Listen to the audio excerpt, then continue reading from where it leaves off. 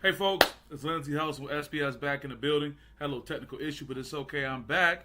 Hope you guys had a great weekend. If you follow my timeline, you know I had an awesome weekend. Shout out to Horatio Williams and the Horatio Williams Foundation for the 16th annual Tip-Off Classic. That's right, we got it in over at Ferndale High School. It was a great time. Shout out to Athletic Director Juan Rickman for being a great host. And boy, what a lineup we had. We had 9 games over the course of 2 days. And anyone who came or witnessed it in some way or form know that it was a great time. We'll talk more about that.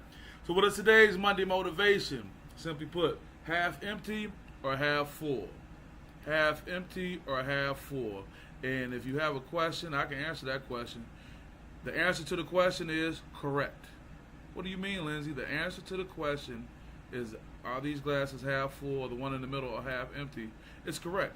Meaning it's what you decide. It's your determination with your outlook to be half full or half empty, whether it's that glass or just in life. Where did this resource come from that I have today? I was doing some searching and I found, I thought this was interesting. Wonderopolis, where the wonders of learning never cease.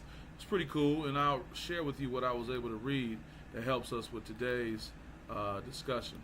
Talks about the glass half full, glass half empty metaphor that many of you have heard and I just shared. It's a well-known idiom that refers to how people view things from a positive or a negative perspective. It's like how you view it.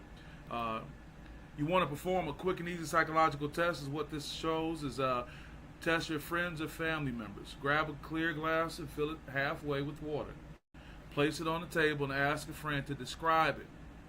Psychologists use simple tests like this to determine whether a person tends to be an optimist or a pessimist. Hey, you got the holidays right here. You got Christmas just around the corner. Get people together. Some people will probably say the glass is half full. Others may look at it and proclaim that it's half empty. Since both groups would be correct, what does the test tell you? And they go on to say that optimists tend to look on the bright side.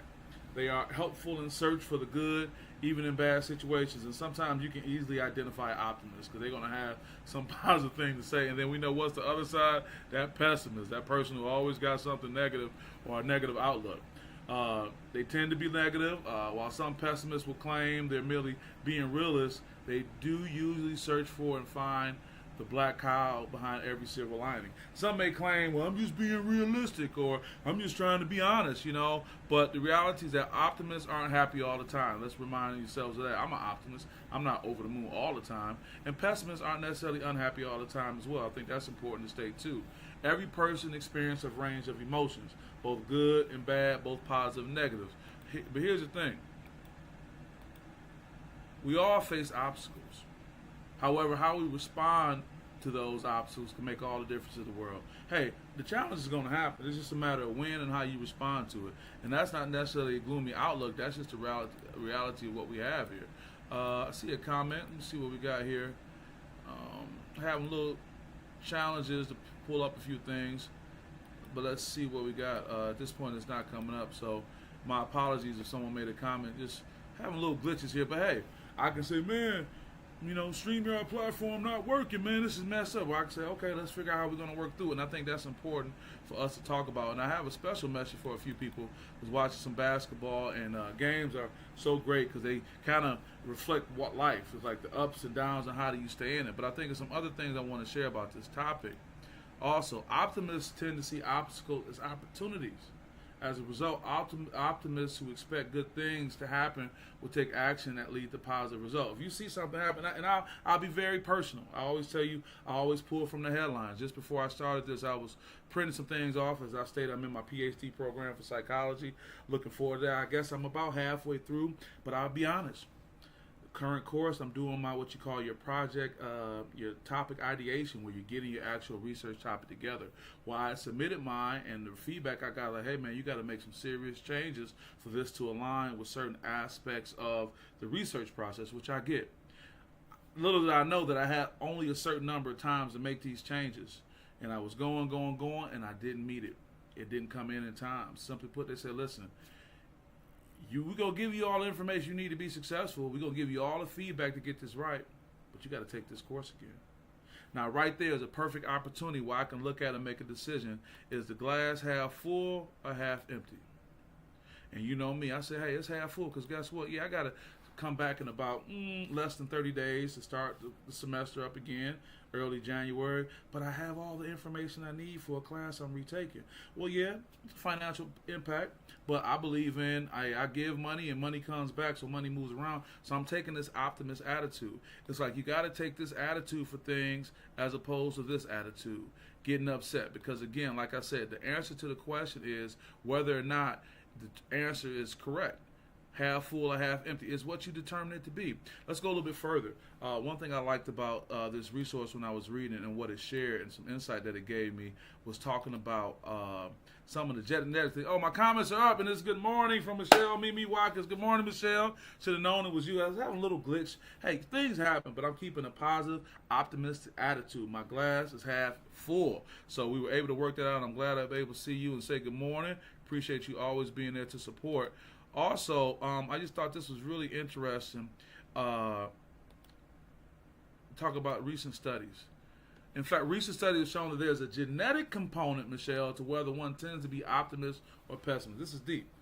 What they say is, even if you're genetically predisposed to look at the negative side of things, you can be more optimistic with your practice. Now, I'll go further and say sometimes that genetic predisposal comes down just to your social environment. Things do happen. Thank you, Michelle. They do, and I appreciate that. That's how I respond. But talk about this genetic predisposal you may have. You may have come up in an environment where all around you had pessimists. So when something happens negative, they go in, start saying these things. So you tend to respond like that. I think that's important to note because sometimes we're triggered just by association. Now, I'll go a step further. I'm going to bring sports into this and use that as an example based on what we experienced this weekend. Sometimes the genetic predisposal is that you've been in a trauma-type situation. It's late in the game, and you may have had some bad outcomes, some turnovers if you're a point guard, missed some free throws, all these things. So what can potentially happen is you become predisposed to thinking that, hey, as the game starts to wrap up, I'm going to start spiraling in a negative position. Now, hey, spiraling goes two ways. I think it's important to know that. Spiraling goes two ways, and I want to give you a little bit of information about that.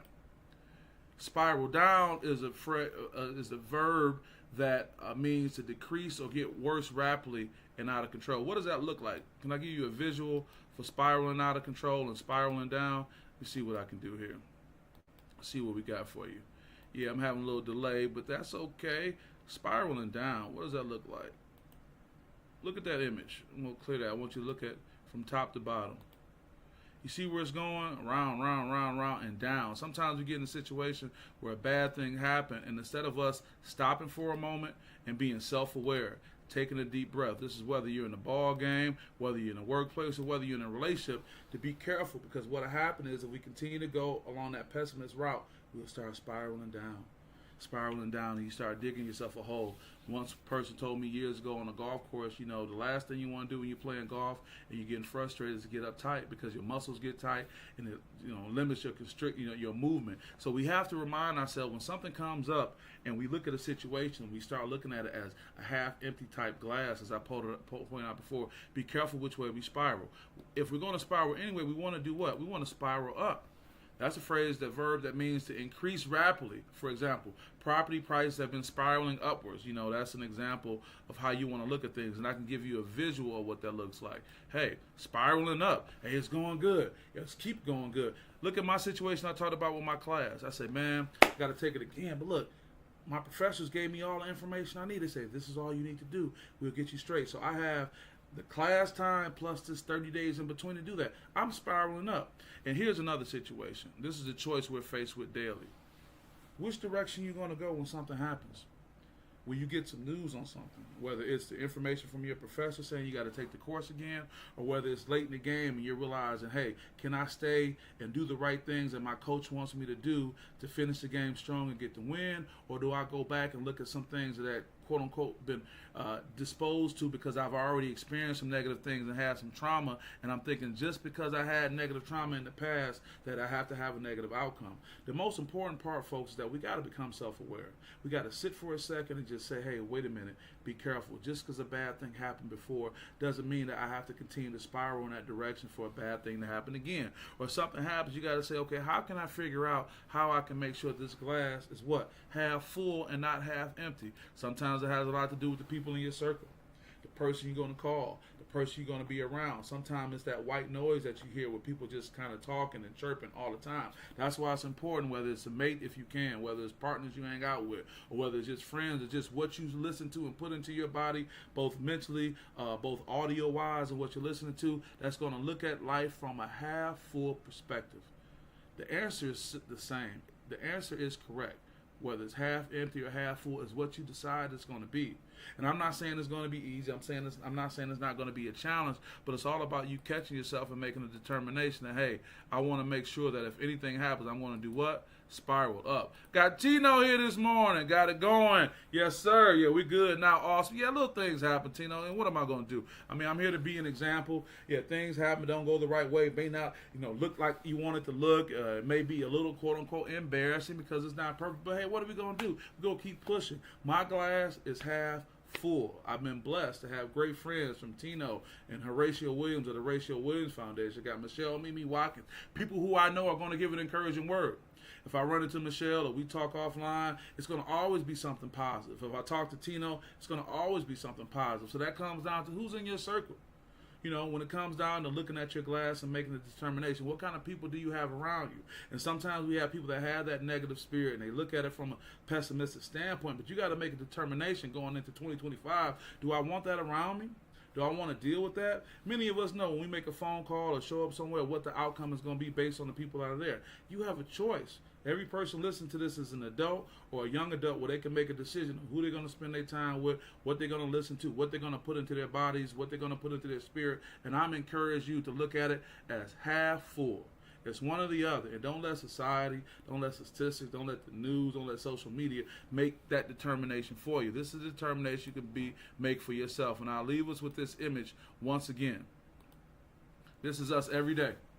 Every moment of our lives, when things happen to us, it's all about how we respond. And if you need some help in responding, I'll take you back to something we talked about a long time ago. You have the stimulus, something that happened to you. You have the freedom to choose, and then you have a response. There's always a space in between. When I got the news that, hey, I have to take that course over again, but I have all the notes, I have all the updates just to submit everything and be right on point, I had the freedom to choose, and I made a choice.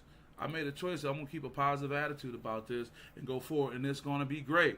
You have the same opportunity as well, whether it's someone that brings something to you. You don't have to jump down their throat if they come out of order. You can say, you know what? Let me take a moment. Let me think. And I want to give credit to Horatio Williams. One thing you guys won't know about is that, working closely with him. I got my brother Chad in the building. He said, good topic. Thank you, Chad. I appreciate you. You know all about it. Being out here, I want to give special credit to Horatio. Joined this board earlier this year. He's been a great friend for a long time. I supported him when I was a lobbyist with Walmart, when he was just getting things started as far as his building downtown Detroit, so on. Great guy. But what I have to say is sometimes when you're organizing an event, you hear no more than what the public knows. Believe me, that event was great, but we had a lot of other things that we just had to address, and I want to give credit to Horatio by being able to tell me, Lindsay, we just go smile about it and keep it moving. And that helped me out a lot. That helped me get through the weekend, to be positive, to deal with things that could have been potentially, some type of negative interaction, just being a smile and moving forward, and everything was great. So I want to thank Horatio Williams, not just for the work that he does, but who he is as a person, because I've been able to pull things that's been able to help me. And I tell you what, I didn't have to pull my hair out, not that there was any to pull out, but I was able to have a good time, able to enjoy it. But I wanted to be also be able to bring a message to say, same thing for you. Half empty or half full? The answer is correct. It's the answer you determine. It is your look. We don't want you spiraling in a negative way. We don't want you spiraling down. We don't want you looking at situations and going in this direction. And if you start going there, you have to do the first thing. They said when you get in the hole, the first thing you got to do is stop digging. And then after that, you can start working your way back up. And again, this is what we're left with every day, and you have a choice. So with that, I got another comment I want to make sure I get. Brian Beverly, B. Bev, gather yourself and prepare to respond. The bounce back will be epic. And my man, B. Beverly, always supporting me in SPS. I appreciate you, brother, and everything you do and your response. So with that, I'm going to wrap up. We're going to get this day started for a great week, a great month, a great year for the rest of 2024, going to 2025, and a great life. Got number love for y'all, and I'll get up with you soon. Thanks for supporting SPS.